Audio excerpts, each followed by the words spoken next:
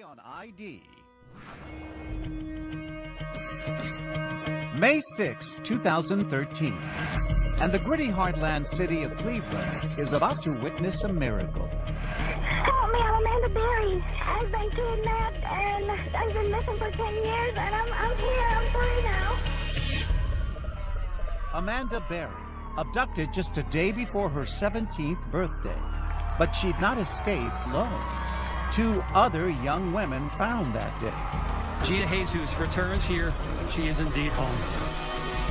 Gina DeJesus, kidnapped at the age of 14, and Michelle Knight, never even known to be missing. The man police arrested who owns the home is... Their abductor, a deranged school bus driver named Ariel Casrto. But through the years of their captivity, they held on to one conviction: that their families would never give up on them.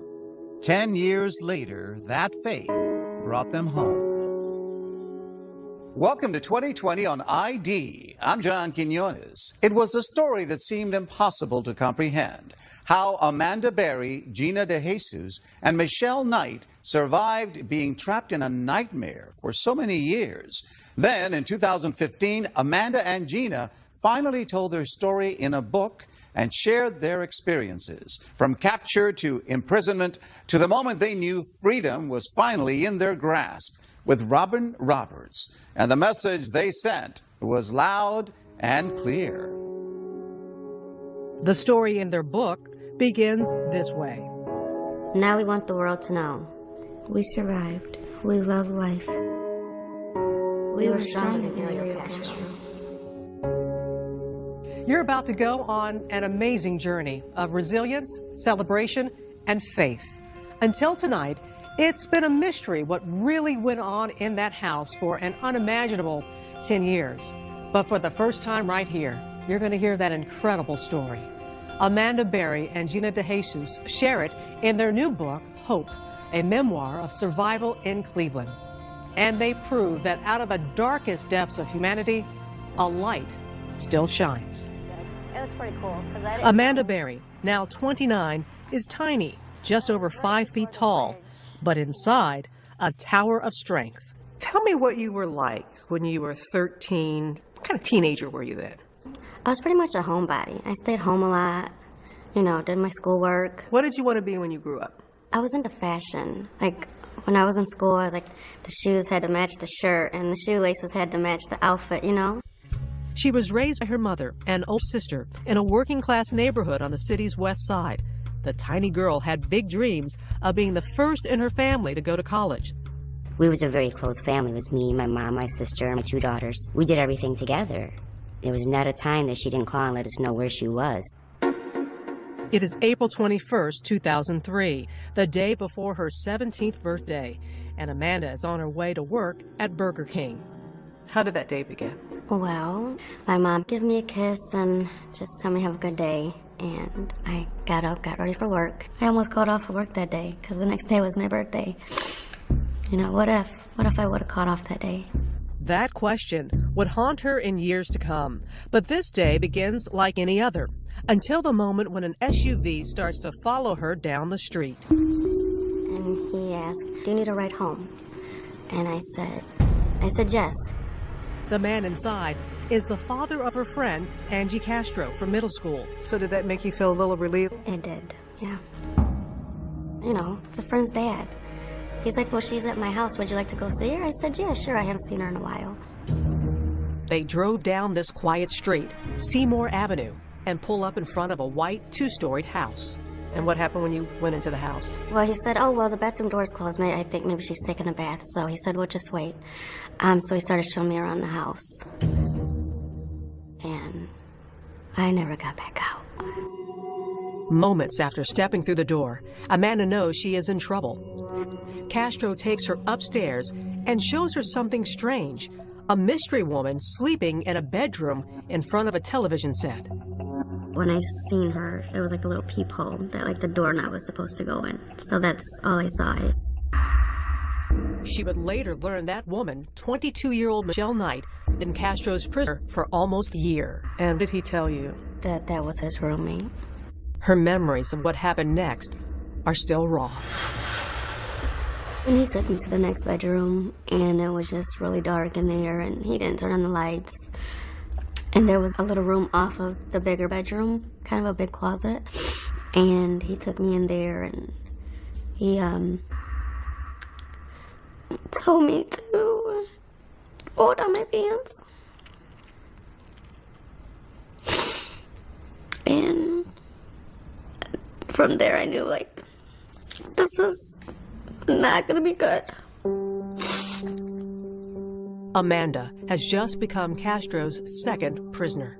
When he took me to the basement, he taped my wrist and he taped my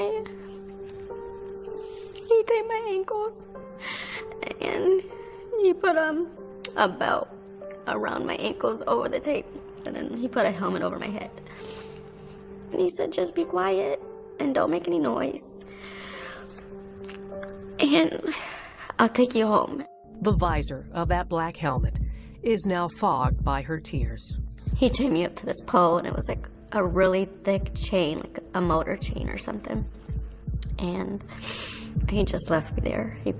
He shut the lights off and put a little TV there, and I was just left in the dark. I just started screaming and crying, and somebody, please help me, you know, and nobody came. So you're there in the dark, you're chained up. Lord only knows what you had to be thinking. I was so scared that I was gonna die. I didn't think that I was gonna ever make it home. Just a 10-minute drive away, her sister Beth is worrying about why Amanda never came home. So her mother calls the police. We left her a message. By the third phone call with no answer, we knew something was wrong because 90% of the time she's going to answer that phone. The neighborhood around Amanda's home becomes ground zero for the investigation. FBI Special Agent Tim Kalanick, head of the Violent Crimes Unit, knows that the road ahead is far from easy. Missing person cases are probably the most difficult cases that we work. And the reason is because it really is a needle in a haystack. You're looking for that piece of evidence. You know, some unusual person walking down the street, an unusual vehicle. Amanda was last seen leaving work at this Burger King on Lorraine Avenue. All across the city, the news of her abduction makes headlines as a search for the missing teenager begins. Her sister is posting Amanda's picture. She hopes for the best. And in that White House on Seymour Avenue, Amanda is watching her mother, her sister, her own story slowly unfold in the bitter grays of a tiny black and white TV. Keep her going on the news media, any flyers I can do. I wanted her to know that we was fighting for her and we wasn't going to give up until we knew where she was or what had happened. What went through your mind when you were watching that as you were chained? That kept me going. And I said, you know what, I'm going to make it home to you. As long as you fight, I'm going to fight. It is day 4 of Amanda's abduction. Castro has moved her to an upstairs bedroom, chaining her to a radiator. The hours are crawling by.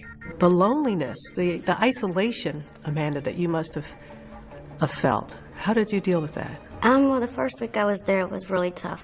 So I asked for maybe a coloring book and something I can write in a journal or something. The first thing he gives her is a diary with a tiny lock and key. Her first entry, written by the flickering light of the television. I just can't wait to go home. I'm 17 now, but don't have a life. But he told me I'm young and I will go home before summer, another 2 months. It would be 10 years before she would return home. When we come back, Amanda's private diary, her secret code to trap him, next.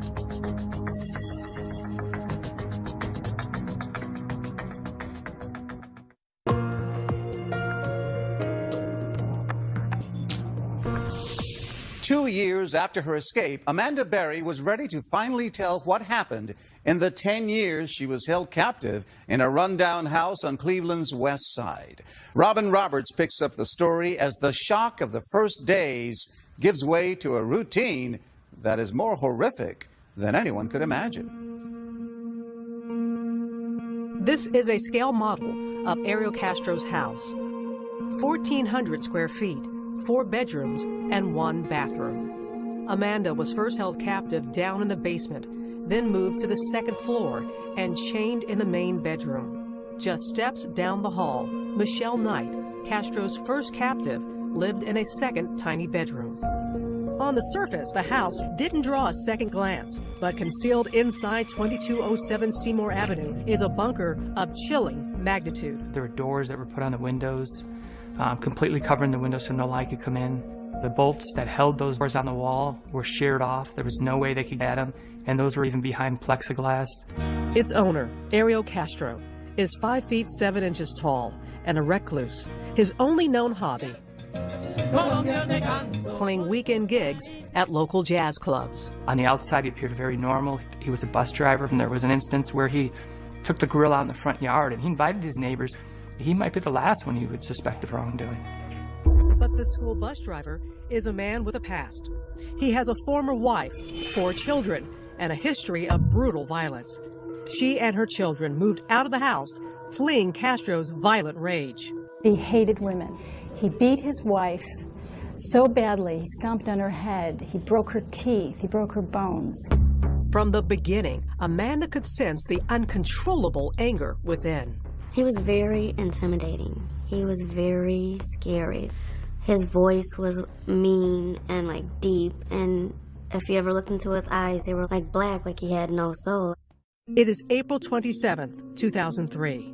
6 days into captivity, and Amanda is still chained to that radiator in the second floor bedroom. My chain is actually a few different chains linked by padlocks.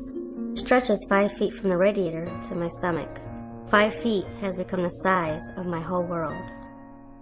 Can you describe what it was like to live chained like that? It was really hard going to sleep at night. You know, if you wanted to toss onto your back, you couldn't do that. You would have to take the whole chain and move it to the front of your stomach so that you're not laying on the big lock on your back. Her tiny room, about the size of a closet, is dark and filthy. The mattress was old and nasty. It was just disgusting, and the buckets, he used the bathroom. That smelled horrible. Once a day, he feeds her, sometimes junk food, sometimes not at all. He started to give a bag of chips or crackers or something. Her access to the bathroom is strictly limited. You could only take a bath like once a week. You know, my hair would get so tangled, and I would try to brush it out with my hands, and it just got nasty, being so dirty. Ariel Casrto is her only lifeline, but everything, even her weekly shower, comes at a price. He tried to act nice, but he's like, well, maybe you need to go take a shower, and I had to take a shower with him. He forced you to take a shower with him? He thought that, well, I gave her that. I deserve this. Well, what do you want to tell people about the sexual abuse that you suffered? It was horrible. After a while, you just get used to it. Like, you numb yourself to it, and you put your mind somewhere else so that you're not there. You know, you're not in that room with him. How often did you think you were not going to survive? Oh, there was plenty of times when I just never knew why is he keeping me here? Is it, one day when he's done with me, he'll kill me and get rid of me. Yet, what Amanda now knows of Castro's brutality strengthens her conviction to survive. I realize I have a mission. This man enjoys hurting women, and I want people to know it. I don't want him to get away with it. I need to outlast him. She keeps a record in code in her diary. Hidden testimony against Ariel Casrto. 1X, 3, 4. Each entry, a daily record of rape. You would actually put how many times he was assaulting you? I would always write these numbers at the top of the pages because I felt like, one day maybe authorities will get to read it and he'll be punished for what he did. She's disturbed that Casrto calls her his temporary wife. He would try to hold hands with me. It would just make me sick because he would fall asleep, and so I would take my hand away from his hand, and I would scoot to the very edge of the bed, but I couldn't go too far because of the chain. Amanda has been missing for a week when her family receives a late-night call. It is Casrto taunting them using Amanda's cell phone. He called and said, I have Mandy, which nobody called her Mandy, but who knew her. She wants to be with me. We're married. Well, we kind of just sat there like we know she's not married. We knew definitely that it was foul play. Making that call on Amanda's phone was a near miss in the case, leading authorities to within 2 blocks of his house. In 2003, the FBI was just starting to develop technology that could track a cell phone's location. The intelligence and the information we have indicated that Amanda's phone was used in about a 30-40 block area. We spent about a week around the clock in that area, hoping that this phone would be used again. But Casrto didn't use that phone again, and their one solid lead vanished into thin air. They were very good tips, very good leads that we had to follow up on, and we did follow up on. But unfortunately, the tip that we need just didn't come in. The weeks are slowly stretching into months when Casrto makes Amanda a strange promise. He would always tell me when he got another girl in the house that, you know, I'm just looking for another girl and then I'll take you home. But Amanda knows he's lying to her. She's seen Michelle Knight locked in another room. Though they've never spoken, she knows Michelle is a prisoner too. It was scary because I didn't know if one day we were going to be murdered, when he felt like he was done or he wanted more girls in the house. Like, what was he going to do to us? As the months pass by, Amanda's mother is fighting to hold on to hope. Her daughter's room unchanged since her disappearance. Amanda's Christmas presents still unopened. 4 miles away, in the freezing cold of her room, Amanda fills the empty hours by writing in a diary, hundreds of pages, in notebooks, on napkins, and even on fast food bags. So you get a bag like this, you'd bring back something home, what would you do with it? We would just sew all the way around. There we go. Voila. There's your paper. How many days could you get into this? Oh, that could last a good week if you needed it to. Amanda has been a prisoner for almost a year when Casrto goes on the prowl again, hunting just 5 blocks away from the street where he kidnapped Amanda. On this day, the young girl who catches his eye is 14. Her name, Gina DeJesus, and she's one of his daughter's closest friends. He pulls over to me, and then I got in the car, and then he would say he's going to turn around, and he never turned around. Gina DeJesus is about to become Castro's 3rd victim. Stay with us.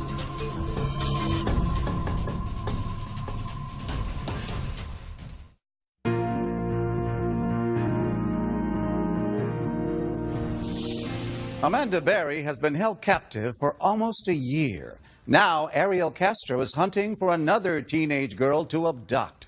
And he doesn't have to look far. Once again, here's Robin Roberts. Her spirit is in her smile.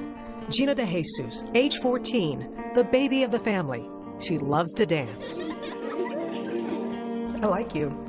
Now 25, she still has the sweetness of the 14-year-old girl she once was. What are words that describe what kind of 14-year-old you were? Outgoing. I like to go outside and hang out with my friends, go skating. What dreams did you have for yourself? I wanted to become a lawyer. Why? I don't know, I think it was fun to win cases. Gina grew up on the rough side of a hard town. The youngest child of 3, she was a slow learner in special education classes. And from an early age, her mother, Nancy Ruiz, always taught her to be wary of strangers. I told her, like, if somebody came up to you and tell you, can you help me look for my dog? I lost my dog. Don't stop. You continue to walk and you ignore the person. I told her to be aware of her surroundings at all times. But all of Nancy's planning was no match for a predator like Ariel Casrto. Tell us about that day you were with his daughter. Yes, Ariel Casrto. Did you have any idea what kind of man he was? No. I just knew that Dad was her father and my dad was friends with him.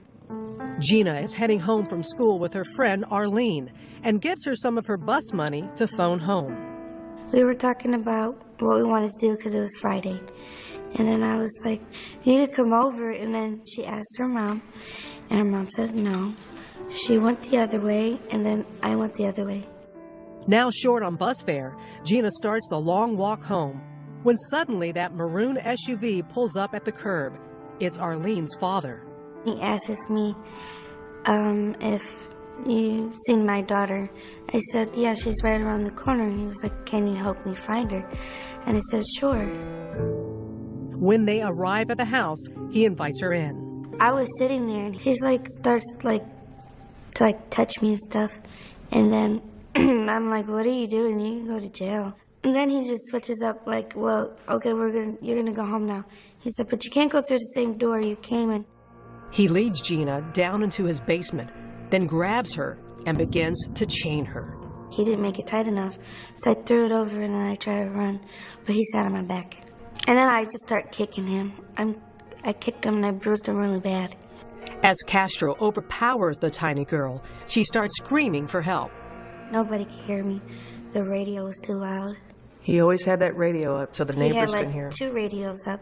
He had one in the basement and one in the living room. What were you feeling in those initial moments when you're in that basement for the first time and he leaves you there chained like that? I was, why is this happening? Why can't nobody hear me when I'm screaming? Help was only 2 miles away. If Gina's parents only knew where to start. I went searching everywhere. Dumpsters, schools, empty buildings. The police feverishly search for clues, now suspecting that there is a serial criminal on the loose. By air, on ground, every inch of Cleveland's west side under the microscope. For the first few weeks, Gina is traumatized by Castro's disturbing behavior. He would take my hair and put it in his mouth. I don't know why he did it, but it was gross. When was the first time that he took advantage of you? May 7th. She still remembers the exact date, but it's still too painful to say more. What are you comfortable in sharing and telling us about that? I'm not comfortable. During her first few days in captivity, Gina watches stories about her own kidnapping and begins to suspect that she is not Castro's first victim. I kept watching the news after a while. You would hope that Amanda Berry will soon come home. I was like, did you take Amanda? And he was like, no, why would you think that? I was like, because you took me. 1 month later, he admits the truth, allowing the girls to meet for the first time while watching their families on America's Most Wanted. I called in friends after friends. They said they did not see her. So what was your initial feeling that, oh my goodness, there's 2 others, that I'm not the only one in here? He's got 3 of us. There's something wrong with this man.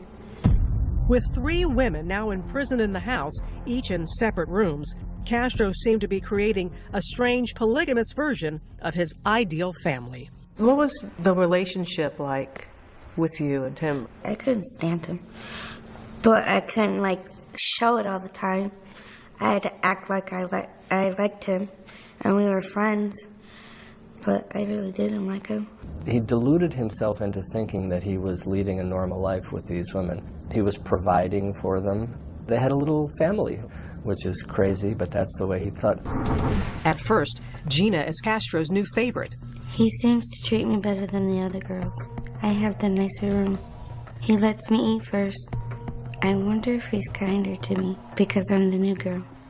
And I wonder what happens when I'm not new anymore. As the new girl, Gina learns about Castro's rigid house rules, granting them freedom from their chains only to clean the house. We had to make toothpaste last for 5 months. We had to use a tiny drop of dish soap to wash a full sink of dishes. We had to put the pan in the center on the stove. It couldn't be a little to the left, a little to the right. Castro used this calculated deprivation to drive the girls apart. When you have very little, you can become jealous. Yeah.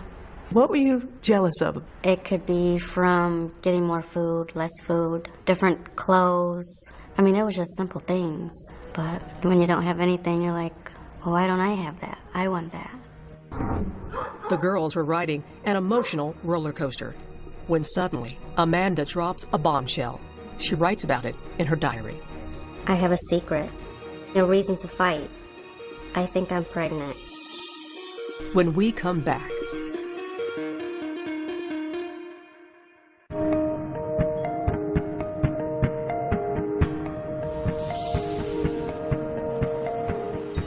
more years have passed in that house on Seymour Avenue. Gina, Amanda, and Michelle locked in a prison of frozen time. Their posters are getting tattered. Their school friends have graduated. Years of isolation have left the girls with nothing but the past.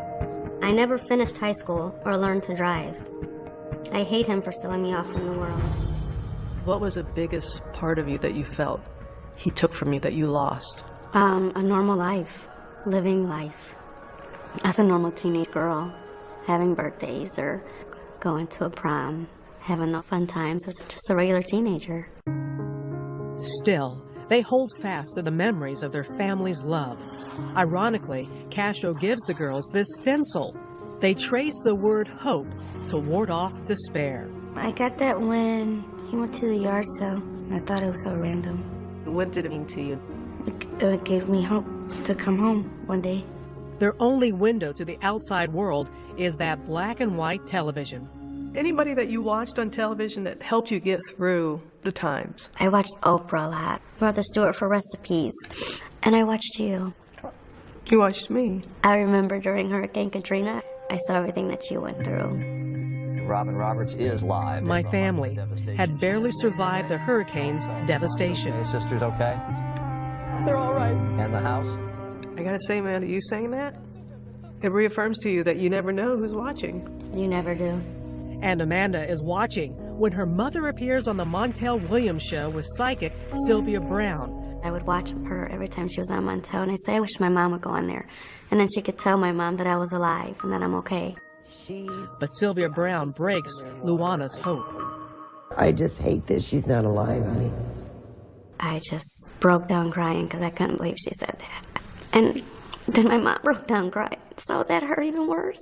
2 years later, Amanda learns on a news report that her mother has passed. For 3 years, Luana Miller fought hard to find Amanda. I think that was the hardest part of being in there.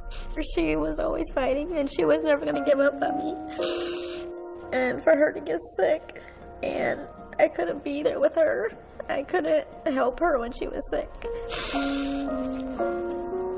Isolated by loss, sometimes Amanda has only Casrto. So he came in the room, and I was just really sad, and I started talking to him, and he's like, everything's going to be okay. Everything's going to turn out all right. And so I asked him for a hug, and we hugged. There had to be a part of you that was thinking, what in the world? There was, but then there was another part of me like, I needed that. I needed like a human caring touch instead of everything that he always did, which was not caring. It is Amanda's 20th birthday when Hope makes an unexpected visit. I think I'm pregnant. I think my mom sent this baby. Someone helped pull me through. I think just sending me a miracle. When you first realized that you were pregnant, what went through your mind? I was terrified. I mean, I barely eat, and I'm chained to a wall, and I have a bucket for a bathroom. It is early in the morning on Christmas Day, 2006, and Amanda Berry is in labor. He went and got Michelle, and he got this baby pool because he didn't want, you know, a mess on the bed, so. She strips off her clothes and gets into that inflatable wading pool. Michelle was kind of just talking to me like, you know, relax, calm down, you're okay. And he sat in the rocking chair right there just reading this book about like birth and stuff. Just hours later, baby Jocelyn emerges into her surreal world. What was it like for you, Amanda, when you looked in her eyes for the first time? It was amazing because she was so quiet and she was just the most beautiful thing. You hear of rape victims who have a child. How do you just wrap your mind around it and make it work? You know, at first that's what I was worried about. This is his kid. You know, how do I feel about that? And she resembled him a lot. And I would look at her and I just felt like, she's mine. She's mine. At first, Castro's so afraid of raising questions, he buys no supplies for the baby. her first outfit was one of his socks, and he cut out like 2 holes for her legs, and then he cut out another sock, and then he cut 2 arms out, and it was like a little dress for her. From day one of Jocelyn's life, Amanda fights for normal in the most abnormal of places. She covers the doors over her windows with a bright shower curtain. She pastes the alphabet up on a wall. But as Jocelyn grows older, it gets harder to hide the truth. Does she see the chains on you? Yeah. So he started to call them like bracelets, and she was about 3 years old, and he finally took the chains off. That was because of Jocelyn. What was her relationship like with her father? Normal. She loved him, and he loved her. Did you ever worry that he was going to harm her? I was. Would he touch her? Would he ever think about touching her? Because, you know, he had his problems. Despite those fears, she says Casrto is a good father. Though Jocelyn is almost 3 before he consents to her first walk outside in the sun. She had never been to parks before and seen little kids like herself. One of the best times when you looked out and you saw the sunlight on her face for the first time. It was the most beautiful thing. I just felt like that's where she should always be. It's the beginning of a new chapter in Jocelyn's life, going outside, attending Sunday services. Her room is now filled with toys. Castro's love for Jocelyn is turning him into a different man. He really didn't know what to do because this adorable little girl saying, I want to go outside and see the ice cream man. I want to go and see the snow. And the more she led him outside, kind of the more likely it was that his jail was going to one day burst apart. It is the summer of 2011. Jocelyn is almost 5 years old when, in a defiant act of hope, Amanda creates an imaginary schoolhouse inside the prison of their tiny room. We would pretend, leave our house, all of this in the same room, of course. So you've been doing all this in the same room? Yeah. I would tell her, okay, we're at a street now, so you gotta stop. And then you look both ways for cars, and then we can go across the street. Okay, we're at school now, so and then I'd sit her at her little desk and tell her, you have a good day at school now, Mommy will be back later for you. They would travel together on that imaginary journey every day of Jocelyn's kindergarten year. When we come back, how they nearly escaped. His daughter was right there, 10 feet away. Did you think about if we yelled? Next.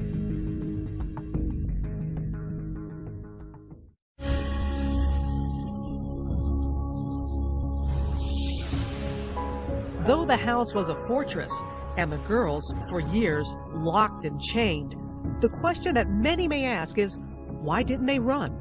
I thought about putting rat poison in his beans and then spraying like pine saw in his eyes, but he was always a step ahead of what I was doing. Both girls admit there were opportunities that slipped away. Once, when Gina's friend Arlene Casrto stopped by, he moved and chained all 3 girls in the basement. The 3 of you were in the basement, and his daughter was right there. Arlene was just 10 feet away. Yeah, we could hear him laughing and talking. Still, they remained silent. Did you think about if we yell? She's right there, we're right there. Possibly she could hear you? There was always a chance. What if he killed everybody? The daily abuse was agonizing, but the unknown, even more terrifying. Every day was unpredictable. That was one of the hardest parts, because you never knew how he was going to act. What do you say to those people to make them understand? You never know until you're in that situation, what you're going to do, how you're going to react. They dreamt of escaping. They dreamt of setting the house on fire. But if I get caught, I just can't bear any more pain. And they were frozen in fear. But on May 6, 2013, courage came from the most unexpected of places. On that day, it is little Jocelyn who sparks the great escape. Jocelyn goes downstairs, and then she runs back up, and she says, I don't find Daddy. Daddy's nowhere around. It's like, Mom, Daddy's car is gone. My heart immediately started pounding because I'm like, should I chance it? If I'm going to do it, I need to do it now. Amazingly, she finds her bedroom door unlocked. This is the one time that your room was not locked. Never before. In 10 years has that happened. She races downstairs. The front door is open, but beyond it, a second door, padlocked shut. Still, Amanda manages to squeeze out an arm. So I'm just like waving my arm and I'm like, somebody please, please help me. I'm Amanda Berry, please. She's too afraid to go back for Gina and Michelle. I turned to Michelle, I'm like, we could run. But then once Michelle gets pumped, I talked her out of it. Why'd you talk her out of it? I thought that Amanda got caught. Outside, a neighbor sees Amanda, but is afraid to intervene. After I got to that door and the guy didn't help me, I was like, he's gonna come home and this is just gonna be the end. That's when Charles Ramsey shows up. I see this girl going nuts, trying to get out of her house. I go on the porch and she says, help me get out. I've been in here a long time. He kind of like started like trying to pull on the door, but he couldn't get it open either. And so he like kind of kicks it and he's like, there you go, finish kicking it out and you can get out. With reckless courage, Amanda kicks her way to freedom and emerges, clinging to her terrified daughter. This is a cell phone image of that moment of freedom. And she comes out with the little girl and she says, call 911. My name is Amanda Berry. Help me, I'm Amanda Berry. I've been kidnapped and I've been missing for 10 years and I'm here, I'm free now. Were you still frightened that he may show up at any time? I was terrified. And just because there's people on the street doesn't mean that he wouldn't hurt me. Why, after all this time, do you think he left that door open? I still don't know why he left that day with the door unlocked. I will never know. Within minutes, the police start flooding the street. It was so unreal because the cops just kept coming. My partner immediately asked her, is there anybody else inside? And she said, yes, Gina DeJesus and another girl. A neighbor captures the moment when the police storm the house. Inside, Gina and Michelle cower in their room, afraid of Castro's rage. And I'm like, oh, we're next. He's coming for us, so close the door. They yell police, and then Michelle swings the door open and just runs out there and hugs him. She jumped onto me. She's like, you saved us, you saved us. And I'm holding on to her so tight. In tears, Officer Anthony Espada looks up and sees Gina, unrecognizable after losing 30 pounds. I just look at her and I asked her, what's your name? She said, my name is Georgina DeJesus. We found them. We found them. Lost and finally found, the flashing lights blind their eyes accustomed only to darkness. Once I saw that, I'm like, this is it. I think we're free now. Delivered at last from the shadows, their families wait with open arms. Oh my God, she is so skinny, but she was still beautiful. She had the biggest smile that she always had. It was like me. I needed somebody to wake me up. Thank you, Lord. You brought my baby back home. For Amanda, Gina, and Michelle, the endless nights of terror have finally come to an end. August 1st, 2013, Ariel Casrto pleads guilty to 937 counts of kidnapping and rape. His sentence, life plus 1,000 years. But can Gina and Amanda forgive the man who stole their lives away? I think you have to forgive in order to move on with your life. Can you forgive him? I thought about that a lot. And in this situation, I feel like, no, I could never forgive him. I mean, he took my mom from me. I'll never get to see her again. Just weeks into his sentence, Casrto hanged himself. I wish he would have not killed himself because I wanted him to suffer like we did. I think he took the easy way out. The house on Seymour Avenue has been demolished, torn down by the state to prevent it from becoming a morbid curiosity. It took less than 1 hour to erase a 10-year-old nightmare. You cried. I think it was like tears of happiness. Everything bad that happened in that house, now it's gone. One hopeful item from those dark years, a thank you note, now seems prophetic. So like one day I was gonna get home and they were gonna read this. Thank you for not giving up on me. And it's because of your help that you're reading this, because that means I'm home. I think this is in part what brought you home. To Amanda Berry, Gina DeJesus, and Michelle Knight, 3 extraordinary women. And what about Michelle Knight, the third woman imprisoned in that house? We don't really keep in touch, but I just wish her the best. For Amanda and Gina, survival has sweetened the taste of freedom. And how's your life now? It's great. I can walk outside when I want. I can take my daughter to school. I can go to my friend's house. I can eat what I want. I'm going to school now. Have you learned how to drive yet? Yes, I have my license. I hope my daughter, she does good in school, and we just have a bright future and see what comes. With the past now behind them, one last note. To the thousands of missing children out there, watching, searching, as Gina and Amanda did, for a light in the darkness. And you don't know who's watching you right now when we air this. What do you say to that person who's watching you right now? Amanda looked straight into the camera with this message of hope. Never give up, because you will make it. Your family, your friends will not give up, so you don't give up.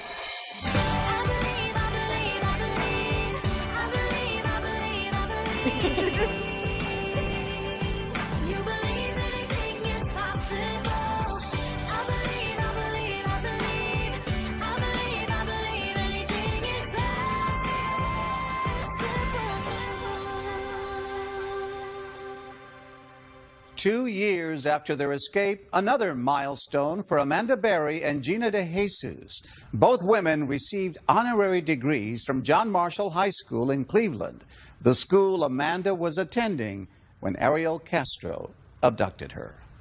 I'm John Quinones. Please join us next time for another edition of 2020 on ID.